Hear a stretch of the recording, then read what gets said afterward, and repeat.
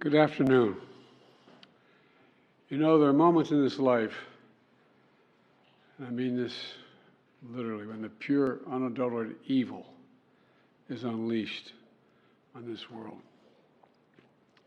The people of Israel lived through one such moment this weekend. The bloody hands of the terrorist organization Hamas, a group whose stated purpose for being is to kill Jews. This was an act of sheer evil. More than 1,000 civilians slaughtered, not just killed, slaughtered in Israel. Among them, at least 14 American citizens killed. Parents butchered, using their bodies to try to protect their children. Stomach-turning reports of babies being killed. Entire families slain. Young people massacred while attending a musical festival to celebrate peace. Women raped, assaulted, paraded as trophies. Families hid their fear for hours and hours, desperately trying to keep their children quiet to avoid drawing attention. And thousands of wounded, alive but carrying with them the bullet holes and the shrapnel wounds and the memory of what they endured. You all know these traumas never go away. There's still so many families desperately waiting to hear the fate of their loved ones, not knowing if they're alive or dead or hostages. Infants in their mother's arms, grandparents in wheelchairs, Holocaust survivors abducted and held hostage. Hostages whom Hamas has now threatened to execute in violation of every code of human morality. It's abhorrent. The brutality of Hamas, these bloodthirstiness brings to mind the worst rampages of ISIS. This is terrorism. But sadly, for the Jewish people, it's not new. This attack has brought to the surface painful memories and the scars left by a millennia of anti-Semitism and genocide of the Jewish people. So in this moment, we must be crystal clear. We stand with Israel. We stand with Israel. And we will make sure Israel has what it needs to take care of its citizens, defend itself, and respond to this attack. There's no justification for terrorism. There's no excuse. Hamas does not stand for the Palestinian people's right to dignity and self-determination.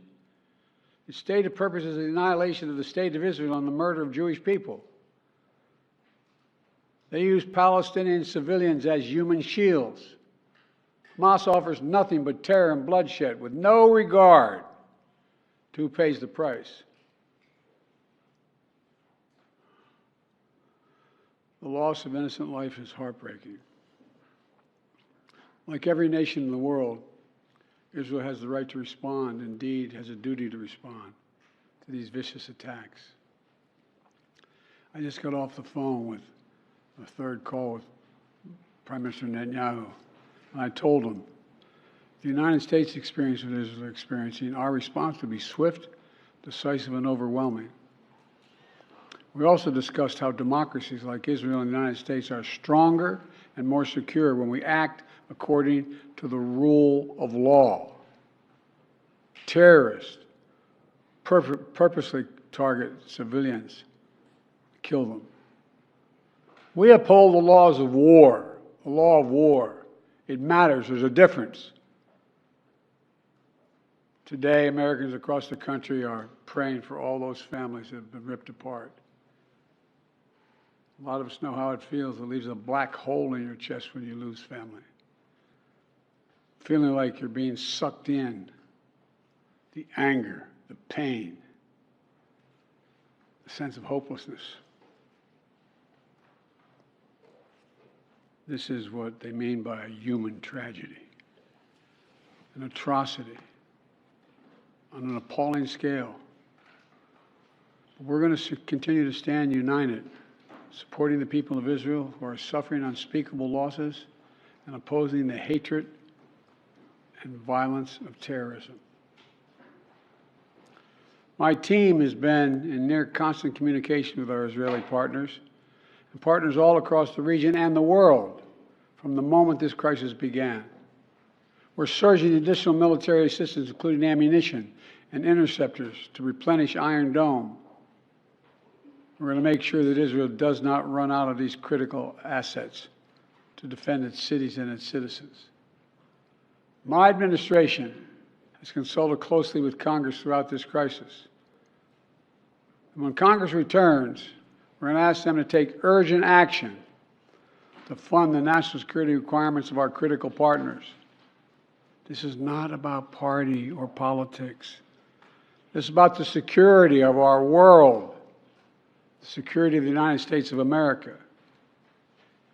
We now know that American citizens are among those being held by Hamas. I've directed my team to share intelligence and deploy additional experts from across the United States government to consult with and advise Israeli counterparts on hostage recovery efforts. Because as president, I have no higher priority than the safety of Americans being held hostage around the world. The United States has also enhanced our military force posture in the region to strengthen our deterrence. The Department of Defense has moved the USS Gerald R. Ford Carrier Strike Group to the Eastern Mediterranean and bolstered our fighter aircraft presence. And we stand ready to move in additional assets as needed.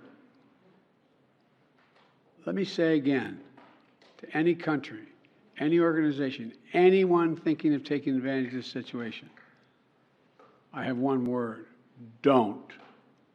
Don't. Our hearts may be broken, but our resolve is clear.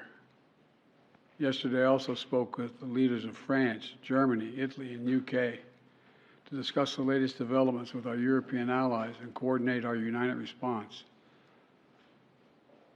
This comes on top of days of steady engagement with partners across the region. We're also taking steps at home. In cities across the United States of America, police departments have stepped up. Security around centers of Jewish life. The Department of Homeland Security and the Federal Bureau of Investigation are working closely with state and local law enforcement and Jewish community partners to identify and disrupt any domestic threat that could emerge in connection with these horrific attacks. This is a moment for the United States to come together, to grieve with those who are mourning. Let's be real clear. There is no place for hate in America. Not against Jews, not against Muslims, not against anybody. We reject. What we reject is terrorism. We condemn the indiscriminate evil, just as we've always done. That's what America stands for. You know, just over 50 years ago, I was thinking about it this morning, talking to the Secretary of State, the Vice President in my office. Over 50 years ago, as a young senator, I visited Israel for the first time as a newly elected senator. And I had a long, long trip, a meeting with Golda Meir in her office just before the Yom Kippur War. And I guess she could see the consternation on my face as she described what was being faced. They were facing. We walked outside in that sort of hallway outside her office to have some photos. She looked at me all of a sudden and said, "Would you like to have a photograph?" And so I got up and followed her out. We were standing there silent, looking at the press. She could tell, I guess, I was concerned. She leaned over and whispered to me, she said, "Don't worry, Senator Biden. We have a secret rep in here in Israel." My word is what she said. We have no place else to go. We have no place else to go.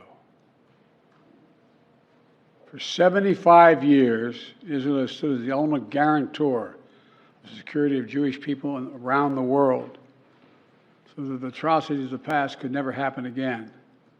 And let there be no doubt, the United States has Israel's back. We will make sure the Jewish and democratic state of Israel can defend itself today, tomorrow, as we always have. It's as simple as that.